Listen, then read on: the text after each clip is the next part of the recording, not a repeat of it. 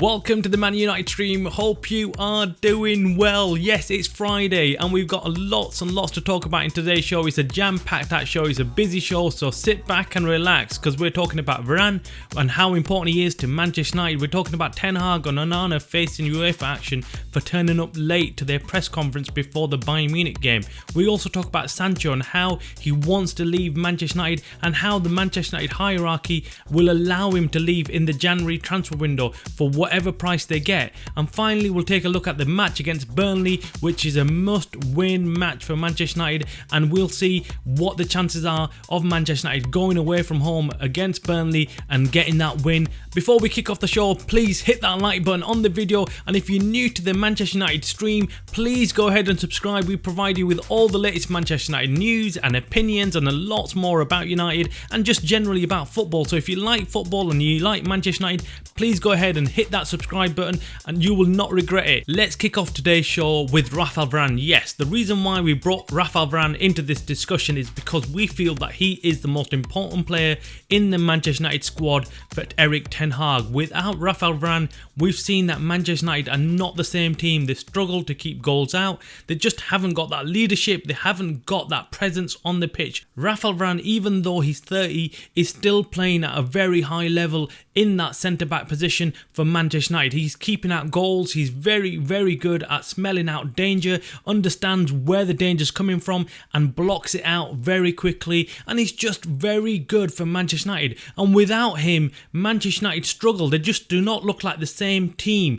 And we've noticed this in the last couple of games. Rafael Varane being out injured for Manchester United has left a gaping hole in that centre-back position, and hence why Manchester United were looking to go out there and sign a new centre-back this summer. Ten Hag clearly was not happy with his centre-back options off the bench with Lindelof and Maguire. He clearly feels that they are not good enough replacements for Varane, and that is very, very obvious now. We've seen Lindelof play instead of Varane, and absolutely it's like day and night. He is not good enough to play in that centre-back position, and if we lose Varane again, if he gets injured, Manchester United will be in the same position that they are in now, where they'll struggle to keep out goals. So it's absolutely crucial for Manchester United to keep Varane fit, at least until January, when they can go out there and maybe buy a new centre-back, maybe sell Maguire at that stage, or maybe sell Lindelof, but they do need to bring in a new centre-back in January. It's desperate. I mean, if they had got Pavard or Todibo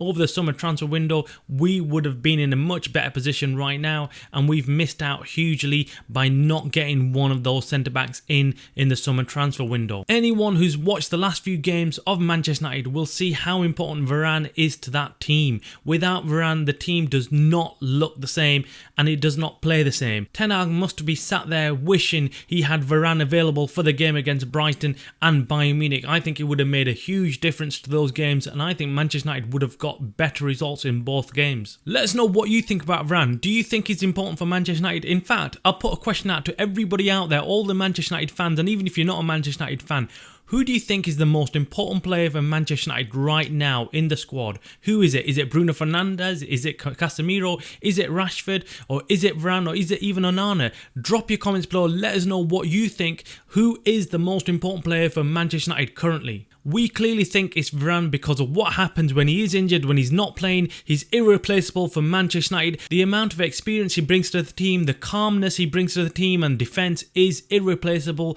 and invaluable. He is one of our best players, and Ten Hag probably already knows this. Talking about Ten Hag and Andre Onana arrived about 15 to 20 minutes late to their press conference before the Bayern Munich game the other day, and now that is being investigated by UEFA and they might be sanctioned as a club. Manchester United or Ten Hag and Onana may be sanctioned for turning up late for that press conference. Now that is pretty harsh if you ask me, but clearly there was something going on behind the scenes, and Ten Hag and Onana didn't arrive on time for that press conference and made all the media wait, and they're waiting for a good 15 to 20 minutes, and now we're hearing in the news that this might be a problem for Ten Hag and Manchester United because they might get fined or sanctioned because of that. Let's hope it's nothing too serious and it's just a slap on the wrist for Ten Hag and Manchester United, but we'll keep you posted on what happens, and if there's any further developments on that, we'll let you know on this channel, so make sure you hit that subscribe button. Okay, so we're moving on now to the next major story that's breaking out of Manchester United, which is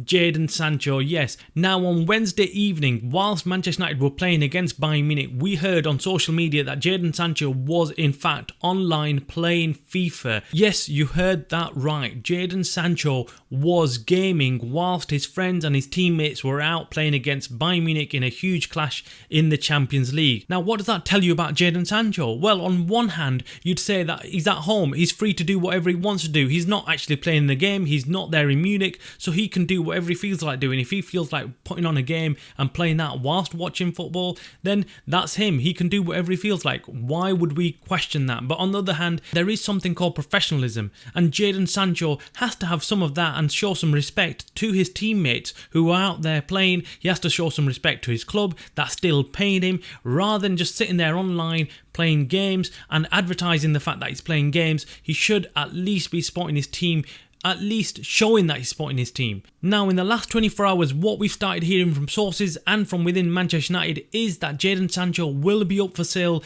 in the January transfer window, and Manchester United are willing to take a huge hit on him as long as they can sell him and get him out of the team, because it's clear to see that Jadon Sancho actually doesn't give a crap about Manchester United anymore. He doesn't care about Ten Hag, he's not willing to apologise to Ten Hag, he's not willing to actually care about his teammates and support them in any way, he's not being a professional in what he needs to be doing, and he just wants out of the club. So Manchester United will be doing the most sensible thing, which is getting him away from all the rest of the teammates and getting him sold and getting away from the club, because he could actually bring some negativity to the rest of the players, and you do not want anyone toxic like that around the team at this time where they are struggling and they're looking for excuses. You don't want someone like Jadon Sancho whispering in the ear that things aren't right and Ten Hag isn't good, blah blah blah. You do not want that. You want team unity, and you want everyone who's at the club to be all facing the same direction and all trying to strive for the same thing. So if Manchester United could actually sell Jadon Sancho in January, that would be great news, bring some money in hopefully and get rid of him,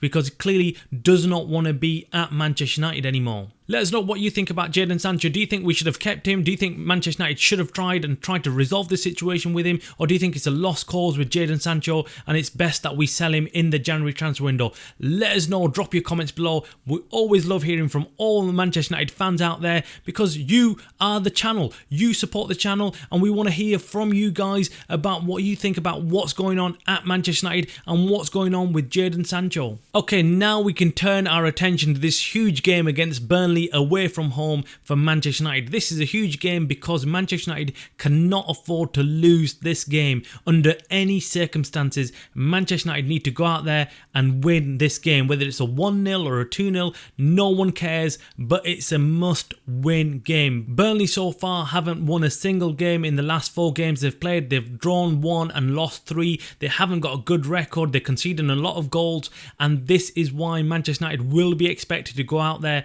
and win, even though it's away from home. Now let's get this straight. Burnley are not just simply going to lay down and let Manchester United run riot on them. No, Burnley will not allow that to happen. They will come out fighting. They always do. With Vincent Kompany as their manager, he will try and stop Manchester United and know that they are going through a bad run of form, and will be waiting to see if there's any weakness that they could latch onto and go and get that win. We are hearing rumours that Manchester United will have a number of other players available for this game against Burnley. We just discussed that Varane should be available for this game, which will make a huge difference to that defence at Manchester United. Now, other than Varane, we're also hearing that Mason Mount can be available. We are hoping that we finally get to see Sofyan Amrabat play for Manchester United. He might get some minutes against Burnley, but I don't think he'll be playing from the start in the game. I think Ten Hag is still going to rest him and want him safe away from this game, and maybe start him in the next game and not this one in Burnley. And finally, after so much time of negative news coming out of Manchester United, we're finally getting some positive news